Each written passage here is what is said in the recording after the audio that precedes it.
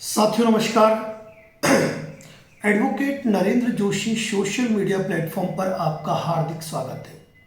साथियों, आज कुछ ऐसी बात करने जा रहा हूं लोन डिफॉल्टर के हक और अधिकारों को लेकर कि एनबीएफसी कंपनी और कुछ बैंकों की कारगुजारियों से न केवल सरकारी तंत्र, यदि सबसे ज्यादा कोई प्रभावित है तो वह है प्रत्येक राज्य की पुलिस। एक व्यक्ति पर जब ऑलरेडी 5 से 7 लोन चल रहे थे, वह व्यक्ति उन लोन की ईएमआई नहीं भर पा रहा था, तब इन्हीं बैंकों, इन्हीं एनबीएफसी द्वारा उस व्यक्ति की सिविल रिपोर्ट के आधार पर लोन दे दिए। अब जब ये लोन डिफॉल्ट होते हैं, किन्हीं विषम परिस्थिति और आर्थिक हालातों के चलते यदि कोई व्यक्ति लोन डिफॉल्ट कर देता है, हमारे हर वीडियो में ये बात कही जाती है कि कोई भी व्यक्ति जानबूझकर अपने लोन को कभी डिफॉल्ट करना नहीं चाहता है। ये कुछ हालात है, ये कुछ परिस्थितियां हैं जिन कारण ये लोन डिफॉल्ट होते हैं। लेकिन जब ये लोन डिफॉल्ट होते हैं तो कानून को ताक पर रखकर ये एनबीएफसी कंपनियां, ये बैंक जो आरबीआई के अनुमोदन से भारत सरकार के दिशा निर्देशानुसार कार्य करती है, वह कानून को ताक पर रख देती है और उन जगह पर मुकदमे दर्ज करवाती है जहां जिस शहर के स्पेलिंग लिखने के लिए भी इंसान को सोचना पड़ता है। कोई व्यक्ति सूरत का है, उसके खिलाफ कलकत्ता में केस किया जाता है। वेस्ट बंगाल के लोगों का मुकदमा अहमदाबाद में किया जाता है, तो वहीं पर चंडीगढ़ पंजाब के लोगों का मुकदमा जयपुर में किया जाता है, तो इधर के लोगों का मुकदमे चंडीगढ़ में किए जाते हैं। क्योंकि इनके पास करने के लिए कोई सशक्त माध्यम नहीं है और लोन भी जब दिया ना तो नियमों को ताक पर रख कर दिया।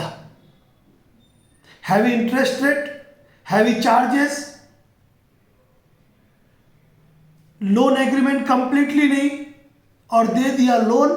अब वसूली के लिए करे तो क्या करे, तो होता ही है कि जहां इंसान रहता है वहां से 2000-2500 किलोमीटर दूर सेक्शन 25, बीएनएस 316, 318 और आर्बिट्रेशन के प्रकरण किए जाते हैं। सोचनीय बात तो यह है, क्या कानून की आंखों पर भी पट्टी पड़ी हुई है कि उन्हें यह दिखाई नहीं देता कि हिंदुस्तान के हर एरिया के केस कलकत्ता में क्यों है। साथियों, आज का वीडियो शेयर होना जरूरी है। मैं चाहता हूं कि प्रत्येक कानूनविद तक यह वीडियो पहुंचे और इस वीडियो को समझ पाए। ये कोई गुजरात का है, कोई राजस्थान का है, कोई मध्य प्रदेश का है, कोई दिल्ली का है, कोई हिमाचल का है, तो इन सारे भारत के मुकदमे, अधिकतम मुकदमे 99% मुकदमे सिर्फ और सिर्फ कलकत्ता में क्यों? इसका जवाब एनबीएफसी कंपनियों के पास तो है और उनका जवाब यह है कि उनके रिकवरी एजेंट भी एक लोन डिफॉल्टर को डराते हैं कि तुम्हारे खिलाफ कलकत्ता में मुकदमा दर्ज होगा और वहां से तुमको वारंट आएंगे। यानी कि डर का खेल, कानून को ताक पर रखकर कंपनियां डर का खेल कर रही है। Section 25 the payment and settlement act और 138 एनआई एक्ट में आज से नहीं, लोग आज के जजमेंट की बात करते, मैं आज के जजमेंट की बात नहीं करता हूं। कानून जब से बना है तब से प्रावधान क्या है कि जहां जिस व्यक्ति, जिस बैंक के खाते में ईसीएस प्रेजेंट हुआ, ईसीएस हिट हुआ, डिडक्शन चार्जेस कटे, बाउंस हुआ, केवल और केवल उस बैंक के उस ब्रांच के क्षेत्राधिकार के पुलिस थाने की कोर्ट में ये मुकदमे दर्ज होते हैं। पोल खोल अभियान के अंतर्गत जब कई साथी ईसीएस अकाउंट इंफॉर्मेशन मेल करते हैं ना, कंपनियों द्वारा लिख के आ जाता है कि शेक्सपियर मार्ग पर हमारा इस बैंक में खाता है, लेकिन एविडेंस जीरो। ट्रायल कोई चलाना नहीं चाहता है। अगर कोई ट्रायल चलाए और इस मैटर में कंपनियों का पोस्टमार्टम हो तो उनका फर्जीवाड़ा सामने आए।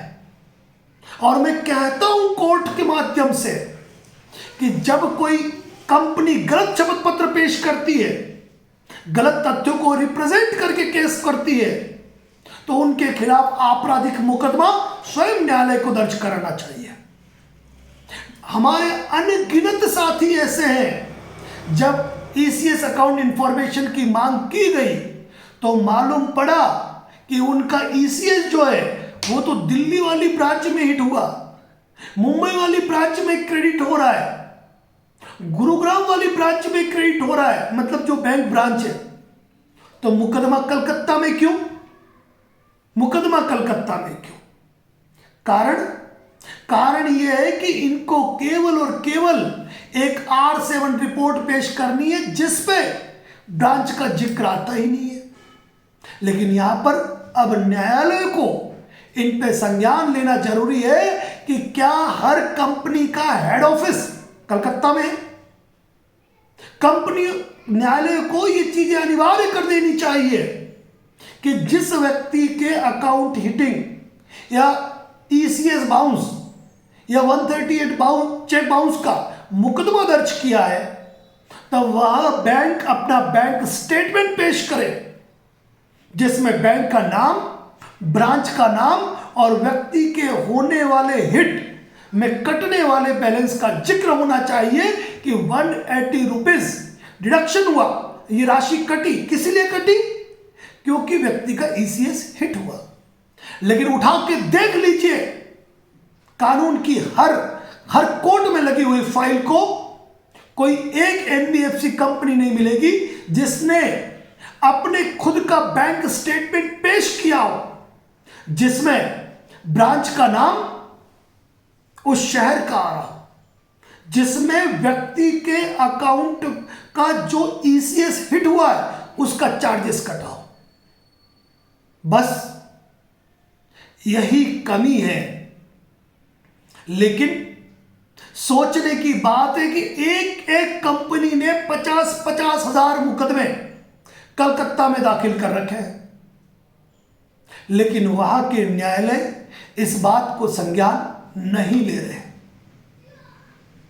साथियों, अगर आपका सहयोग मिला तो 7 जून की तरह एक महाअभियान फिर चलाया जा सकता है और यकीन मानता हूं कि इसका परिणाम इस बार 100% मिलेगा, 100% मिलेगा।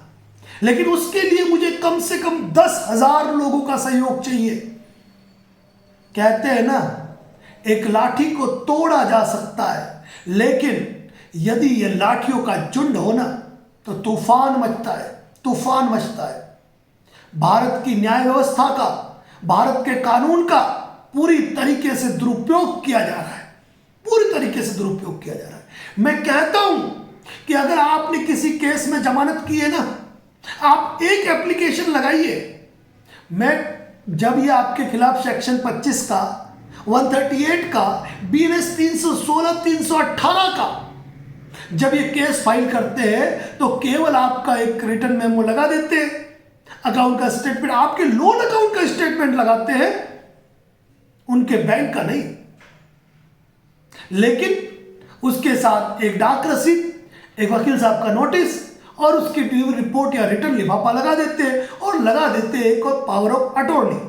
लेकिन मैं कहना चाहता हूं हिंदुस्तान के प्रत्येक लोन डिफॉल्टर को, यदि आपका कोई लोन डिफॉल्ट हुआ और आपके खिलाफ सेक्शन 25 का मुकदमा दाखिल हुआ तो ऐसी स्थिति में आप कोर्ट में एक एप्लीकेशन मूव कर सकते हैं दौरान क्रॉस एग्जामिनेशन या उससे पहले, कि इस मामले में जो कंप्लेंट कंपनी है उससे जिरह करने के लिए, उससे क्रॉस करने के लिए और हमारी प्रतिरक्षा करने के लिए हमें loan application form, reschedule loan, उसके बाद लोन एग्रीमेंट, हमारे ईसीएस मैंडेट की कॉपी, कंपनी के कोड ऑफ कंडक्ट, कंपनी की लैंडिंग पॉलिसी, इसके अलावा हमारे लगाए गए तमाम डॉक्यूमेंट, ठीक है ना, कंपनी का सर्टिफिकेट यानी कंपनी का रजिस्ट्रेशन सर्टिफिकेट,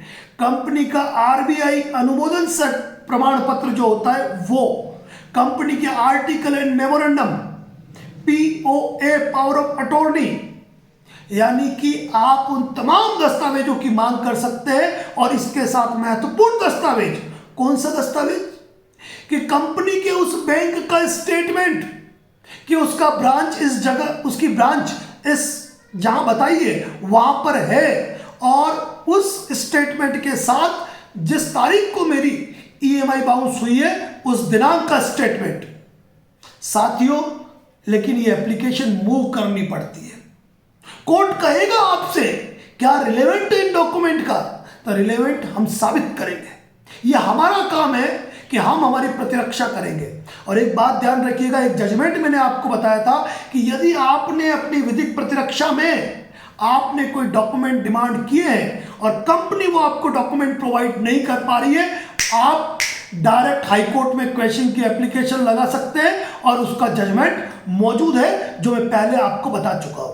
यानी कंपनी ने आपको सेक्शन 25 का नोटिस दिया, 138 का नोटिस दिया, बीएनएस 316, 318 का नोटिस दिया, और यदि आपने उसका जवाब नोटिस दिया है, यदि आपने प्रायर नोटिस दिया है, तो आप उन नोटिसों के आधार पर उन डॉक्यूमेंट की डिमांड कर सकते हो। और मैं तो कहता हूं सीधा क्वेश्चन लगा सकते हो कि कंपनी ने आपको ये डॉक्यूमेंट प्रोवाइड नहीं कराए, और आपके नोटिस को दरकिनार करते हुए इन्होंने कोर्ट में मिथ्या शपथ पत्र पेश करते हुए, झूठा शपथ पत्र पेश करते हुए, हमारे जवाब को छुपाते हुए कोर्ट में कॉग्निजेंस कराया है। आप डायरेक्ट खारिज करा सकते हैं। ये बात आपको ध्यान रखनी है। और एक बात तो और कहूंगा, इन कंपनियों के फर्जीवाड़ों की हद है। जब इन कंपनियों के वकील साहब के नाम से नोटिस आते हैं तो कई वकील, जो इनके वकील होते ही नहीं, मैं तो कह रहा हूं, क्या कंपनी के लॉयर होते हैं, और उनको जब रिप्लाई भेजो तो लिफाफा वापस आ जाता है। और यहां तक तो कई बार हुआ है, कई साथियों के साथ हुआ है, यदि आपके साथ भी हुआ है तो खुलकर लिखे कमेंट में, क्या कि कई बार कलकत्ता के या जगह जगह के जो एड्रेस लिखते हैं ना, वहां पे नोटिस भेजो तो नोटिस लिखा हुआ आ जाता है इस एड्रेस पे कोई नहीं है। यानी फर्जी एड्रेस लिखकर ये लोग केस कर रहे हैं, और आप क्या है, मेल खेलते रहते हो। ध्यान रखें, चाहे प्रायर नोटिस दो, आर्बिट्रेशन का नोटिस दो, सेक्शन 25, 316, 318, किसी भी नोटिस को जवाब दो तो वो रजिस्टर्ड पोस्ट से दो। साथियों, सबसे बड़ी बात तो मैं कहना चुक रहा हूं जो आज का वीडियो है, कि मल्टीपल लोन डिफॉल्ट में इन कंपनियों ने केवल लोन डिफॉल्टर को परेशान नहीं किया है, पूरे हिंदुस्तान की पुलिस व्यवस्था को प्रभावित किया है।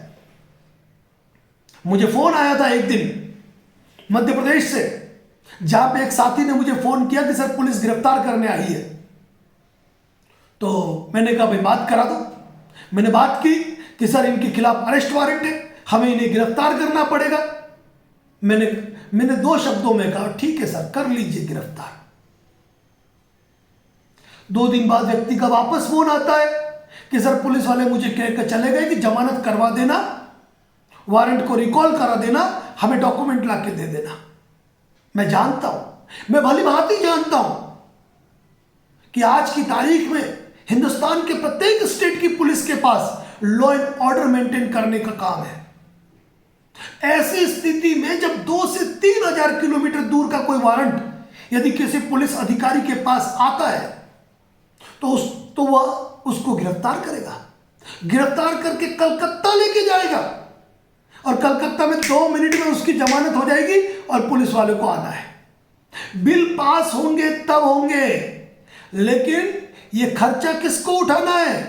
प्रत्येक स्टेट की पुलिस को उठाना है। प्रत्येक स्टेट की पुलिस तो ये खर्चा बाद में उठाएगी। लेकिन एक बार जो पुलिस अधिकारी ये गिरफ्तारी की जिम्मेदारी लेता है ना, ये जिम्मेदारी उसकी बन जाती है। 2000 किलोमीटर के सफर के दौरान उस व्यक्ति के हेल्थ को लेकर, उसके जीवन को लेकर कोई संकट ना आ जाए, ये जिम्मेदारी भी उस पुलिस अधिकारी की होती है। क्योंकि दुर्घटनाएं होती रहती है। गिरफ्तार करके ले गया, बाकी बीच में से कहीं मिस हो गई, क्या जवाब देगा? क्योंकि यहां पर गिरफ्तारी रिकॉर्ड पे चढ़ चुकी है पुलिस स्टेशन में। पुलिस के तनाव बढ़ते जा रहे हैं, प्रत्येक राज्य की पुलिस के। लेकिन इस मामले में कोई संज्ञान नहीं ले रहा है। 7 जून को महाअभियान के तहत हमने कलकत्ता उच्च न्यायालय, माननीय supreme court, PMO, governor of India और न जाने कितने विभागों को इस संदर्भ में हजारों लोगों ने मेल किया था, करीब 1050 मेल की गई थी। लेकिन गलती हमारी है कि हम अपडेट नहीं ले पाए वापस। मुझे एक बार फिर आप साथियों का साथ चाहिए ताकि इस फर्जीवाड़े पर लगाम लगाई जा सके। मुझे बताइए, आप में से कितने लोग हैं, मुझे जवाब दीजिए, जिनके खिलाफ फर्जी मुकदमे किए गए और कहां किए गए, और आप रहने वाले कहां के हो। कमेंट में लिखें कि मैं सूरत का रहने वाला हूं, मेरे खिलाफ भी इस शहर में मुकदमा किया है, जबकि मेरा ईसीएस लगता ही नहीं है। कारण कोर्ट में ये पेश करते ही नहीं। कोर्ट क्या करेगा? भाई लोग का ढेर है, उन्होंने देखा, R7 रिपोर्ट है, अनादर मेमो है, नोटिस भेज दिया, डाक रसीद है, रिटर्न लिफाफा है, कॉग्निजेंस ले लिया। लेकिन उस कॉग्निजेंस को लेने पे समन तो आप पोस्ट से भेज देंगे, लेकिन बेलेबल वारंट, अरेस्ट वारंट ये आ जाते संबंधित पुलिस स्टेशन। और कुछ एनबीएफसी कंपनी ने तो 2 कौड़ी के रिकवरी एजेंट लगा रखे पुलिस स्टेशन को में, और कहते हैं ये वकील है, और वो वकील साहब बन के पुलिस वालों के पास जाते हैं और उन्हें कहते हैं आपके पास वारंट आया है, आप तामील नहीं करवा रहे हो। यानी पुलिस पे इलीगल प्रेशर मेंटेन कर रहे हैं फर्जी रिकवरी एजेंट, खुद को वकील कहते हुए। अब पुलिस आपके पास आती नहीं है, लेकिन मैंने फिर बताया, पुलिस के आने जाने का खर्चा, आपके आने जाने का खर्चा आप थोड़े दोगे। अगर पुलिस गिरफ्तार कर रही है तो आपके खाने का, पीने का, आपकी यात्रा का, बीच में कहीं रुकना होता है होटल में, वहां का, ये सारा खर्चा पुलिस को करना पड़ता है। अगर बिल बनेगा भी ना तो कब पास होता है पुलिस विभाग के बिल हम जानते हैं। लेकिन एक बार ये सारे खर्चे किसको उठाने हैं? एक बार ये सारे खर्चे उठाने हैं उस पुलिस जवान को जिसको 2-2,500 3,000 किलोमीटर का सफर करना है। अपने कंधे पे भले स्टार हो, साइड में भले बैज लगाओ, लेकिन जब अपने सर पे जिम्मेदारियों की टोकरी लेकर उसको जाना पड़ता है।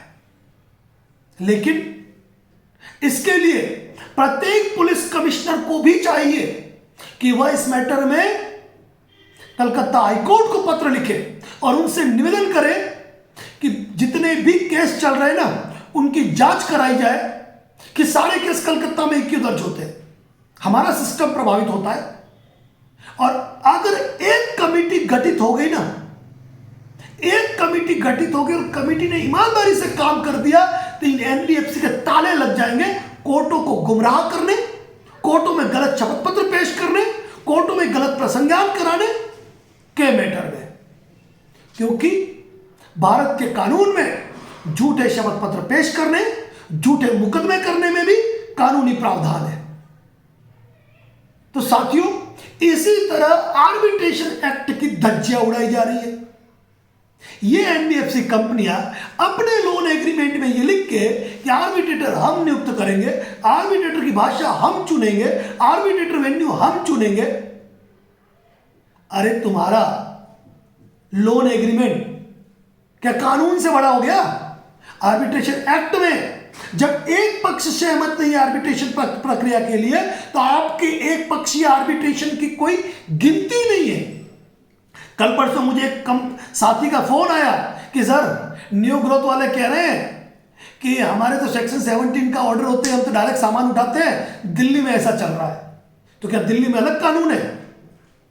ये 2 कौड़ी के रिकवरी एजेंट जिनको कानून की एबीसीडी मालूम नहीं है, कि तुम कोई भी ऑर्डर एग्जीक्यूट करा लो, तुम बैंकों को केवल गुमराह कर सकते हो। मैं आशुजी अग्रवाल साहब से कहना चाहूंगा कि जितनी भी एनबीएफसी कंपनियां है ना, सॉरी, जितने भी बैंक है, उन सारे बैंकों की एक एक मेल आईडी इकट्ठी करें और हम अब 2 अभियान चलाएंगे। एक तो आपके खातों को बिना एग्जीक्यूशन के जो होल्ड किया जा रहा है फर्जी आर्बिट्रेशन पे, उसके लिए।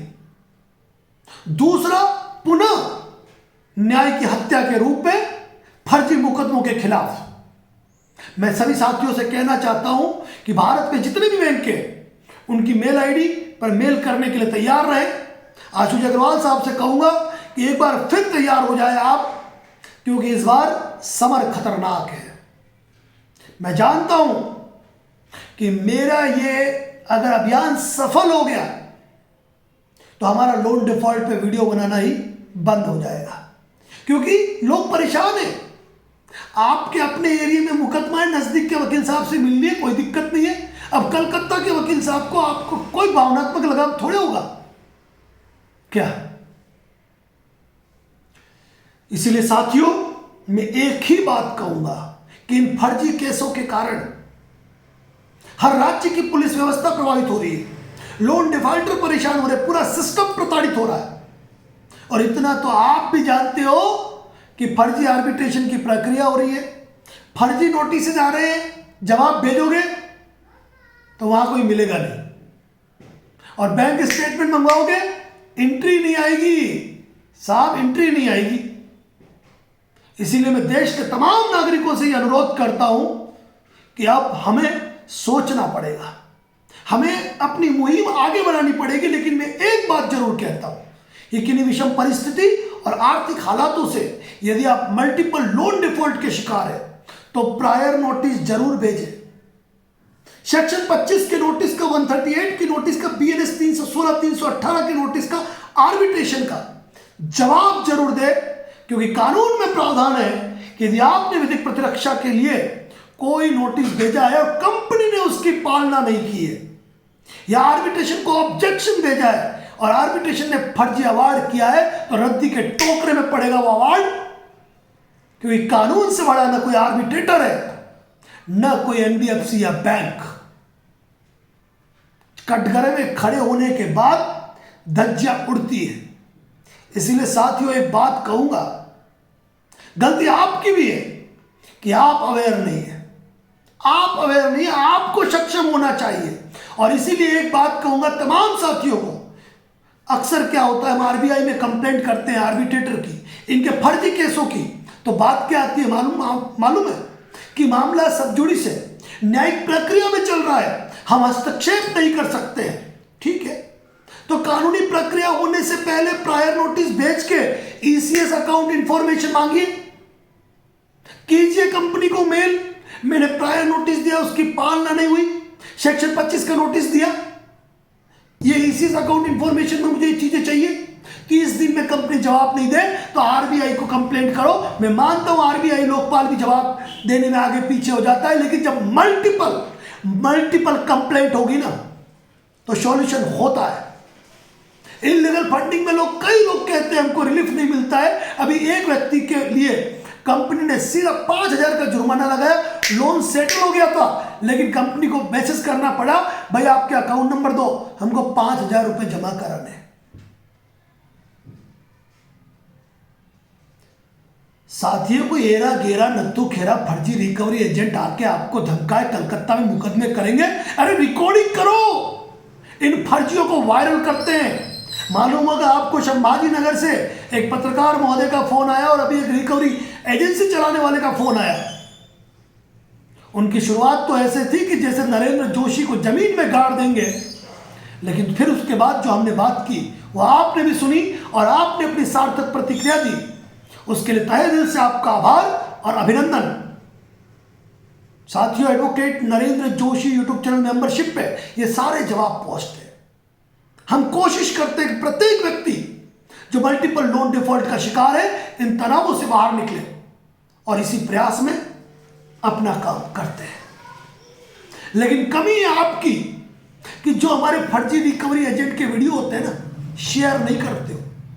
मैं एक बात तमाम साथियों से कहना चाहूंगा, डेप्ट सॉल्यूशन एक्सपर्ट आपका सारथी जो चैनल है उसको सब्सक्राइब कर लीजिए, क्योंकि अब फर्जी रिकवरी एजेंट का पोस्टमार्टम सिर्फ और सिर्फ वहां आएगा। फेसबुक पे मैं रिकॉर्डिंग पोस्ट नहीं करूंगा मेरी और आशुजी अग्रवाल के अलावा, लेकिन डेप्ट सॉल्यूशन एक्सपर्ट आपका सारथी और मेरे जो इंस्टाग्राम अकाउंट है उस पे मैं शेयर करता हूं हर फर्जी रिकवरी एजेंट का वायरल वीडियो। तो उम्मीद तो आपसे कर सकता हूं कि अपने बेहतरीन सुझाव आप हमें देते रहे। और आज के वीडियो के बारे में आपका क्या कहना है खुल के कमेंट्स करें। इसी के साथ अपनी बातों को यही समाप्त करता हूं। जय हिंद, जय भारत, जय मेवाड़।